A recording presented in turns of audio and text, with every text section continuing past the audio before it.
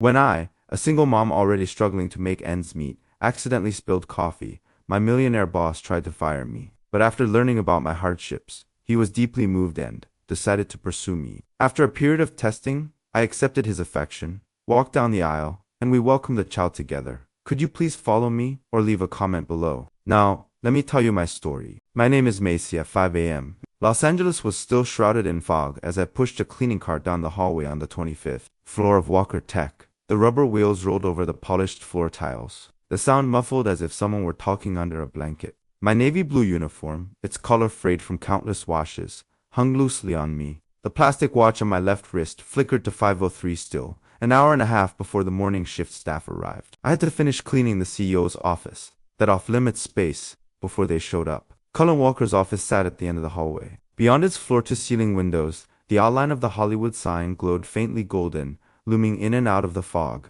My hands trembled as I fumbled for the keys to unlock the door just last week. A cleaner had knocked over his cold brew, and she'd been fired on the spot. Word was that cup of Ethiopian bean coffee cost enough to buy 3 weeks' worth of baby food for Leela. I slipped inside quietly, wiping the windows first, then vacuuming the carpet, and finally tidying his desk. A stack of documents sat on the desk, their covers embossed with Disney collaboration draft in gold lettering stiff enough to dig into my palm. I sprayed cleaner onto a rag and was about to wipe the corner of the desk when my foot caught on something. His Italian handcrafted loafers. Discarded on the floor the day before, their toes so polished they reflected the dark circles under my eyes. Splash? The cleaner spilled all over the documents. White foam oozed down the pages, turning the gold lettering into a murky yellow blur. My head spun with a dull thud. I dropped to my knees and scrubbed frantically, not even feeling the paper's edge slice into my fingertips. Just then, the office door swung open. Cullen Walker stood in the doorway, dressed in a charcoal gray suit with a perfectly tied tie. His eyes, behind gold-rimmed glasses, were as frosty as ice. He stared at the sodden documents in my hands, his brow furrowing as his voice cut through the air like frost. Do you know what this is? I swallowed hard, my voice trembling. I'm sorry, Mr. Walker. It was an accident. I'll fix it, right away. Double quotes. Fix it. He took 2 steps forward, his leather shoes clicking against the floor like blows to my chest. This contract is supposed to be signed at 10 a.m. today, and now you've ruined it, Con. You even afford to compensate for this. I looked up, and the contempt in his eyes felt like tiny needles pricking my heart. I knew I couldn't afford it. My monthly salary was $2,400, after paying $900 for rent in East LA and $700 for Leela's daycare. All that was left barely. Covered bread and discounted turkey breasts. I clenched the rag until my knuckles whitened. Mr. Walker, I can retype it for you. Or maybe, what? He cut me off, a sneer tugging at his lips. Do you know how many pages are in this document? Do you know how many people had to review the terms? Maisie, he read my name tag, his tone dripping with disdain. People like you will never even get to touch a contract of this caliber in your lifetime, yet here you are, destroying it. He pulled out his phone and dialed, "Tell HR to come to the 25th floor. Maisie, the cleaner, she's fired effective immediately. Deduct compensation from her final paycheck. Tell her to come pick up the rest." I froze, my blood turning to ice. I couldn't lose this job.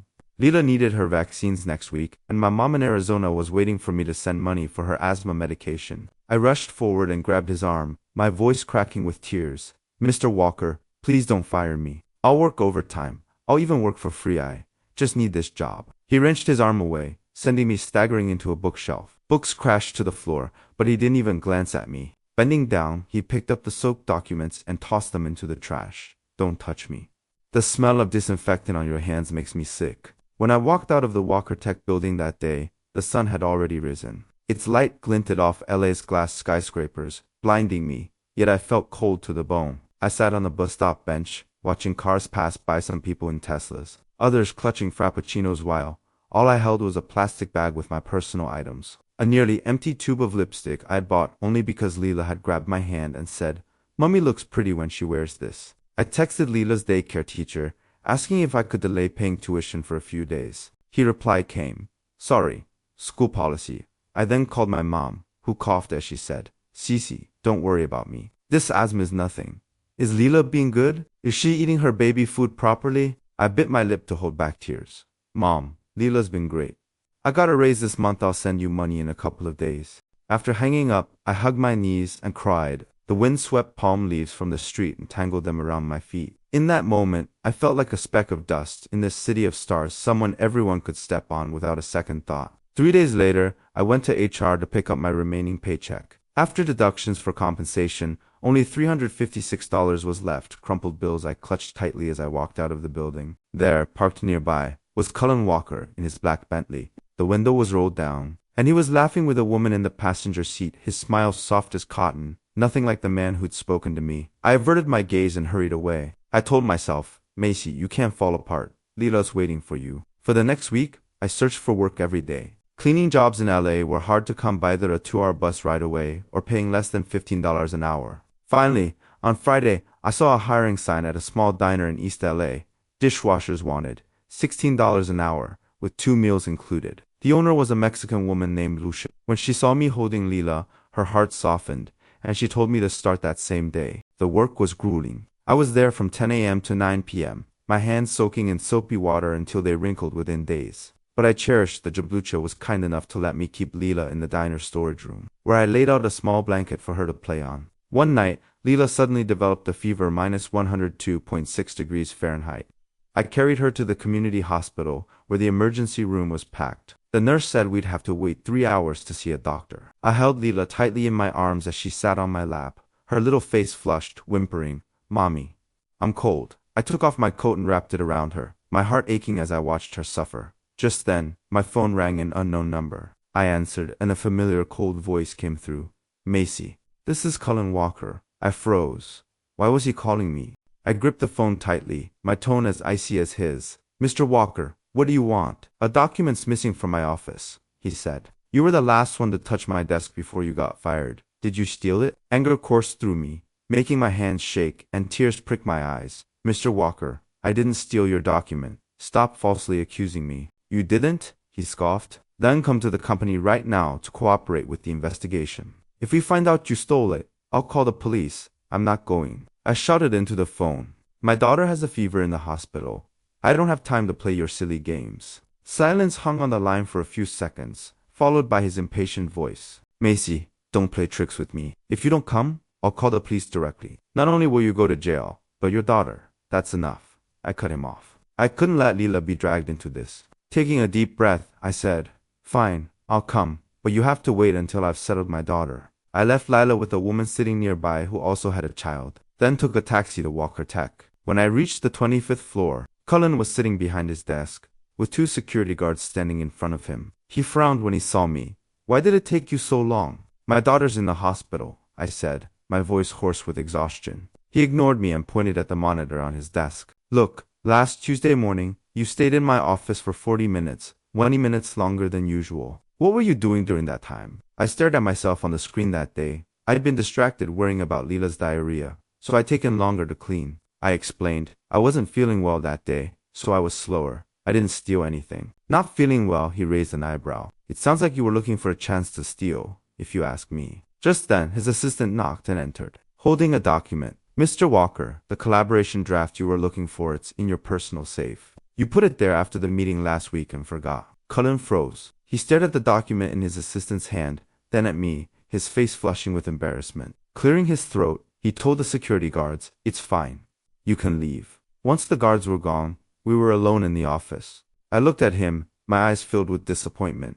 "Mr. Walker, are you satisfied now? What gave you the right to accuse me? Just because I'm a dishwasher, just because I'm poor, does that mean I must be a thief?" He opened his mouth, but no words came out. Instead, he pulled a stack of cash from his drawer and set it on the desk. "This is $6,000 compensation for you. Take it, and don't come looking for me again." I stared at the money, suddenly overcome with bitterness. Picking it up, I threw it back at him. "Mr. Walker, I'm poor, but I have dignity. I don't want your money, and please don't disturb my life ever again." I turned and walked out of the office without looking back. I knew that from that day on, all that remained between Cullen Walker and me was hatred. Days turned into weeks. I grew more skilled at the diner, and Lucia raised my hourly wage to $18. Leela recovered from her fever, and the daycare finally agreed to let me pay tuition monthly. I started taking accounting classes at Los Angeles City College after work. Wanted to change my life. I didn't want to wash dishes forever. I wanted a better future for Leela. Accounting was tough. I had no background, and most of the terminology went over my head. I woke up at 4:30 every morning to memorize journal entries. And after Leela fell asleep at night, I'd sit at the small kitchen table doing homework, the desk lamp casting just enough light on my notebook. When my eyes ached, I'd drop in cheap eye drops and keep going. One night, I was memorizing formulas on the light rail when I accidentally bumped into someone. I apologized quickly, then looked up, hand froze. It was Cullen Walker. He was in casual clothes, no glasses, his hair slightly messy, looking softer than usual. He recognized me too, frowning Maisie. I didn't want to talk to him. Turning to leave, I felt him grab my wrist. Wait. I want to apologize for what happened last time. I wrenched my hand free, my tone cold. There's no need, Mr. Walker. I've already forgotten. I know I was wrong last time, he said, looking at me with a trace of guilt. I shouldn't have accused you, and I shouldn't have been so harsh to you, I sneered. What's the point of apologizing now, Mr. Walker? You took away my job. You almost made me unable to pay Leela's tuition due. You think a single sorry can fix that? He fell silent. After a moment he said, I can help you find a better job, like an administrative position at my company. The salary would be twice what you're making now. No, thanks. I shook my head. My current job is fine. I like it here. Besides, I don't want anything to do with you anymore. The light rail pulled into the station. I hurried off without glancing back. I knew his apology was just a passing whim soon enough. He'd go back to being the arrogant Cullen Walker. But I never expected Cullen Walker to start showing up in my life constantly after that. He'd come to the diner for meals, ordering more food than he could eat, then tell Lucia to pack the leftovers for me, saying, don't let it go to waste. When I went to my community college classes, he'd follow me in his car, saying, it's not safe at night. I'll drive you home. He even sent toys to my house for Leela via courier, signed a friend. I knew it was him. I returned the toys and gave the food back. I told him, Mr. Walker, stop doing this. We'll never be together, and I don't need your charity. But he refused to give up. Maisie, this isn't charity. I genuinely want to help you. I know I hurt you before, but I want to make it up to you. Make it up to me. I looked at him. How can you get my old job back? Can you take back the hurt you caused me? Cullen Walker, you don't even know how to apologize. You're used to solving problems with money and power, but that doesn't work on me. We argued fiercely that day, and I yelled at him to leave. I thought he'd never come back, but the next morning, I found him standing outside the diner with breakfast in his hand, his face pale from the wind. Maisie, he said, rushing over when he saw me. I know you're still angry, but I still wanted to bring you breakfast. It's your favorite blueberry muffins, asked Lucia. I looked at his ears, red from the cold, and my heart softened slightly. Taking the breakfast, I said quietly, thank you. But don't do this again. His eyes lit up. Maisie, does this mean you forgive me? No, I shook my head. I just don't want to waste food.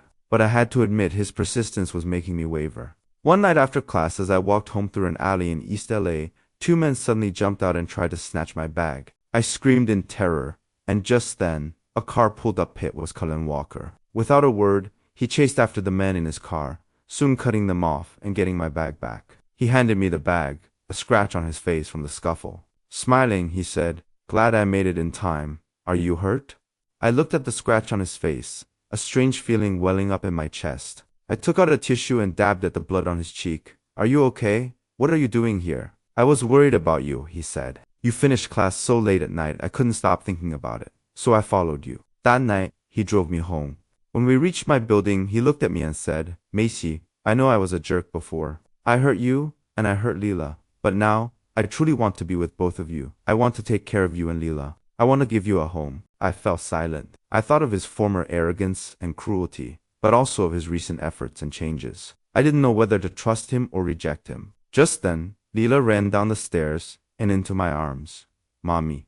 When she saw Cullen, she hid behind me nervously, whispering, it's the mean uncle. Cullen's face turned pink. Kneeling down, he pulled a fruit candy from his pocket and held it out to Leela. Leela, I'm sorry I was mean to your mommy before. Can you forgive me? I'll be really nice to you from now on. Leela looked at me. When I nodded, she took the candy and whispered, okay, I forgive you. Cullen smiled like a child. Looking up at me, his eyes full of hope, he asked, Maisie, what about you? I took a deep breath and looked into his eyes.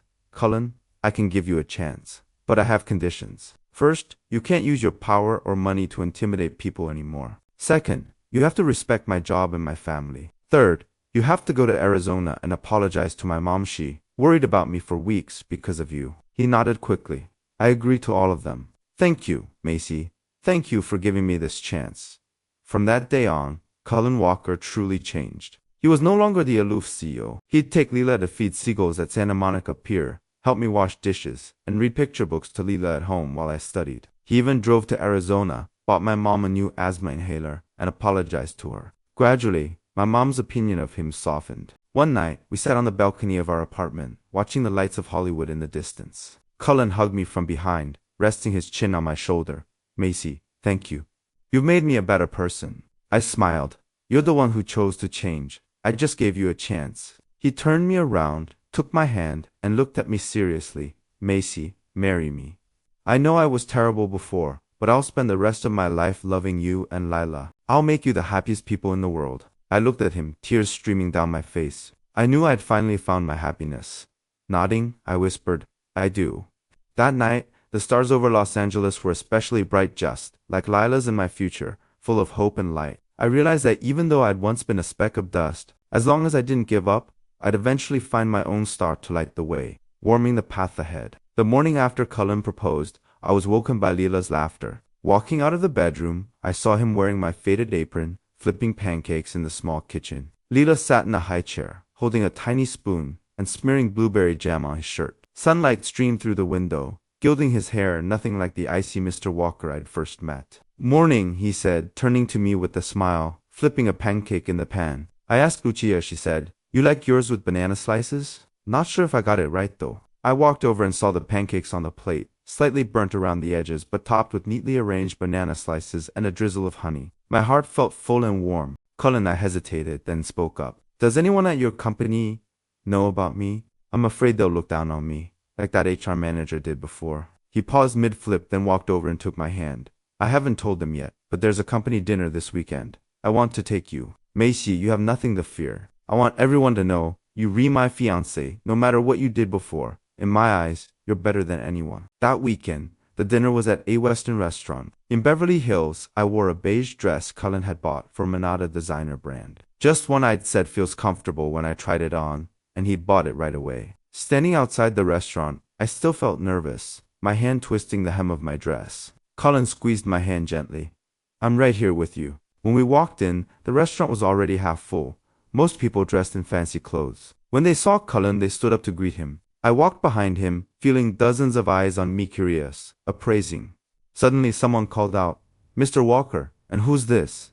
It was Davis from HR, the same man who told me to deduct compensation from her paycheck. He looked me up and down, his disdain barely hidden. My heart tightened and I almost stepped back. But Cullen pulled me closer to him and said clearly, this is Maisie, my fiancée. The restaurant fell silent for a moment. Davis's face stiffened. Maisie, is she the one who used to— Yes, Cullen cut him off, no hesitation in his tone. She used to work as a cleaner here, but she left because of a misunderstanding. Now, she's studying accounting at Los Angeles City College, and she's doing amazing. She got an A on her last final exam. I froze. I'd never told him about my exam, yet he knew. Davis's face grew even more rigid, and he stumbled over his words. A woman in a pink suit walked over, smiling and holding out her hand to me. Hi, Maisie. I'm Lily from marketing. Mr. Walker's told us all about you. He always says you're so hardworking, and you make the most delicious cookies. I hesitated, then remembered that Cullen had once said he wanted to bring snacks to the office. So I'd baked chocolate chip cookies for him to take. I never knew he talked about me with his colleagues. Throughout the dinner, Cullen held my hand the entire time, introducing me to his coworkers and telling them how I took care of Lila, how I worked at the diner while attending classes. No one looked at me strangely anymore. In fact, several colleagues came over to chat with me about my accounting classes, saying I could ask them for help if I ever had questions. On the drive home, I leaned on Cullen's shoulder as the wind blew through the car window, carrying the salty scent of Santa Monica Beach. I said, "Thank you, Cullen." He squeezed my hand, his voice soft. "I should be thanking you. Maisie, you're the one who taught me that true pride isn't looking down on others, it's cherishing the people around you." On a Wednesday afternoon, I went to pick Lila up from daycare. As soon as I reached the door, I saw her sitting in the corner, crying, her small shoulders shaking. I ran over, kneeling down to hug her. "Lila, what's wrong? Does something hurt?" She looked up, her little face streaked with tears, sobbing. "Mommy," Jack said. He said, "I don't have a daddy, that I'm a kid no one wants." My heart felt like it was being pricked by needles, sharp with pain. Jack was a mischievous little boy at the daycare. I wiped Lila's tears, ready to find Jack's mom, when the daycare teacher walked over and sighed. "Maisie," Jack's mom was just here. I tried talking to her, but she just said, "It's the truth." So unreasonable. I clenched my fists, angry and wronged. Leela tugged at my hand, whispering, "Mommy, I want a daddy like all the other kids." That night, when Cullen came home and saw Leela sitting on the couch in a daze, instead of rushing to hug him like usual, he asked me what was wrong. I told him what had happened that afternoon, and his face darkened instantly. "I'll go with you to pick Lila up tomorrow," he said. The next afternoon, Cullen left work early and came with me to the daycare. As soon as we reached the classroom door, we saw Jack snatching the teddy bear from Leela's hands, yelling, "You don't have a daddy, so you don't deserve this toy either." Leela stepped back in fear, her eyes welling up. Cullen walked over, picked Lila up, and asked gently, "Lila, what's the matter?" Leela pointed at Jack. To say with a grievance, "He took my teddy bear, and he said I don't have a daddy." Holding Leela, Cullen looked at Jack, his tone gentle but firm. "Jack, it's not nice to steal someone else's toy. And Leela does have a daddy. I'm her daddy. Everyone deserves to be respected. You shouldn't say hurtful things to others, okay?" Jack froze, then lowered his head and whispered, "Sorry." Just then, Jack's mom walked over. When she saw Cullen, her face soured. "Who are you to tell my kid what to do?" Cullen held Leela and looked at her, his voice calm. "I'm Leela's daddy, ma'am. Your son stole my daughter's toy and said hurtful things to her. I thought I should talk to you about it. Every child deserves respect. No one should be mocked, whether they have a daddy or not." Jack's mom opened her mouth to argue, but several other parents stepped in. One mom said, "The man's right, Mrs. Jack. You should teach your kid better. He's always picking on others." Jack's mom's face turned bright red. Grabbing Jack's hand, she stormed off. Cullen put Lila down, kneeling in front of her and smiling. "Leela, if anyone ever bullies you again, tell Daddy. Daddy will protect you and Mommy, always." Leela's eyes lit up. She threw herself into Cullen's arms, whispering, "Daddy, you're the best." I stood nearby, watching them, tears pricking my eyes. So this was happiness, having someone willing to stand up for you and your child, someone who cared about your grievances as if they were their own. That night, after Leela fell asleep, Cullen hugged me from behind, resting his chin on my shoulder. "Maisie, I'm sorry I wasn't there for you and Leela before. I let you both get hurt, but from now on, I'll always be here. No one will ever bully you again." I turned around and hugged him, my voice soft. "Cullen, as long as you're here, that's enough." One weekend morning, Cullen dropped Lila off at Lucia's house, saying he wanted to take me somewhere. He drove me to Santa Monica Pier and parked near a grassy area by the sea. From there, we could see the Ferris wheel in the distance, and the sea breeze carried a faint salty scent. He pulled a piece of paper from the car and handed it to me. "Maisie, this is the wedding plan I came up with. Tell me what you think. Do you like it?"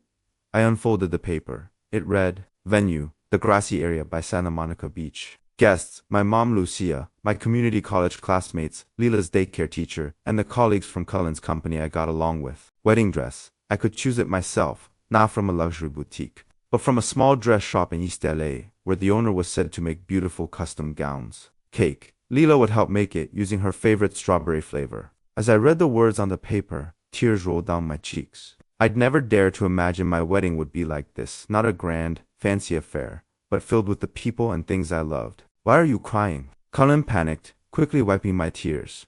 "Do you not like it? If you don't, we can change it to anything you want. I'll do it." I shook my head, smiling through tears. "I love it, Cullen, more than anything." I'd always worried that Cullen and I were from different worlds, that I'd never fit into his circle, that his family would look down on me. But now I knew, someone who truly loves you will make your world their own, and your joys their joys. 2 weeks later, my mom came from Arizona. Cullen picked her up from the airport, carrying her favorite honey pomelo tea and a new asthma inhaler he'd bought for her. My mom pulled me aside and whispered, "Cece, this Cullen, he really loves you. You won't have to suffer anymore." The day before the wedding, Leela dragged Cullen and me into the kitchen to make the cake. She got strawberry jam all over her face, and Cullen's shirt was covered in flour. We laughed and messed around, while sunlight streamed through the window, stretching our shadows long across the floor. On the wedding day, the weather was perfect: blue sky, white clouds, and a gentle sea breeze. I wore the custom wedding dress, holding a bouquet of daisies Leela had picked for me. Cullen, in a light gray suit, stood in the middle of the grass, looking at me with eyes full of tenderness. Lila, in a little white dress, carried a small bouquet, walking ahead like a tiny angel. Lucia and Lily stood nearby, clapping and smiling. My mom sat in the front row, wiping tears and murmuring, "So beautiful, so perfect." Cullen took my hand, his voice soft but steady. "Maisie, I was a jerk before. I made you suffer so much. But I promise, every day from now on, I'll be with you and Leela. I'll cook for you, take you to school, listen to your little stories. I'll never let you be wronged again, never let you feel lonely. I love you, Mesa, forever. I looked into his eyes, tears falling as I smiled. I love you too, Cullen. The sea breeze blew, carrying the sweet scent of the strawberry cake. In the distance, the Ferris wheel turned slowly. Leela called out, "Mommy, Daddy, you have to stay together forever." I knew I'd once been a speck of dust in Los Angeles, drifting wherever the wind blew, with no direction or support. But now, I'd found my star, a star that lit my path and warmed my home. No matter what difficulties lay ahead, I wasn't afraid anymore, because I knew Cullen would always be by my side, Leela would always be by my side, and we'd always be together. A month after the wedding, I entered my final semester of accounting classes. My professor said that having an internship certificate would make it easier to find a job after graduation. I stared at the internship postings on the school bulletin board, my finger hovering over the line that read downtown accounting firm. The requirements weren't too strict, but at the bottom it said, preference given to candidates with relevant experience. Aside from my homework, I'd never even touched real accounting work. That night at dinner, I picked at my rice, sighing involuntarily. Cullen noticed my mood and put down his knife and fork. "What's wrong? Having trouble with the internship?" I nodded, telling him about the job posting. Leela, sitting next to me, swung her legs and said, "Mommy, the teacher gave you a star on your accounting homework, right? You'll definitely get it." Cullen smiled, patting Leela's head before turning to me. "Want me to help you polish your resume? I know the partner at that firm, but I won't pull any strings. You have to get the job on your own merit. That way, you'll feel more confident when you start working." My heart warmed. Instead of resorting to connections like he used to, he was willing to help me highlight my strengths, and that meant more to me than any favor. Over the next few days, Cullen helped me revise my resume every night. He taught me to include things like managing diner finances and tracking Leela's expenses for my daily life. "Look," he said, "you helped Lucia calculate monthly ingredient costs, and you organized Leela's tuition and medical bills into spreadsheets. That's real accounting experience, way more useful than vague phrases like hardworking student." On the day of the interview, I wore a light blue shirt Cullen had helped me pick out. Standing outside the firm, my palms were still sweaty. When I pushed open the door, the interviewer, a woman with glasses, brightened when she saw my resume. "You helped the community diner with cost accounting. Can you tell me how you did that?" I thought of how Lucia used to complain, ingredients are getting more expensive again, and how I'd sorted her purchase orders by category, marking which dishes had high profit margins and which ones she should order less of. I explained this in detail, and the interviewer nodded as she listened. Finally, she smiled and said, "Come back with your ID next Monday to start. You'll be an assistant first, learning from the senior staff." When I walked out of the firm, my hands were still shaking. I pulled out my phone and called Cullen, my voice trembling with excitement. "I got it. Cullen, I got the internship." Leela's cheers came through the phone, followed by Cullen's laughing voice. "I knew you could do it. We'll celebrate at Lucia's. Taniti already told her. She's saving your favorite tacos for you." On my first day of the internship, the senior staff assigned to mentor me was Martha Grahaired, with a slow, gentle way of speaking. She handed me a stack of invoices. "Start by categorizing these. Pay attention to the dates and amounts. Don't miss anything."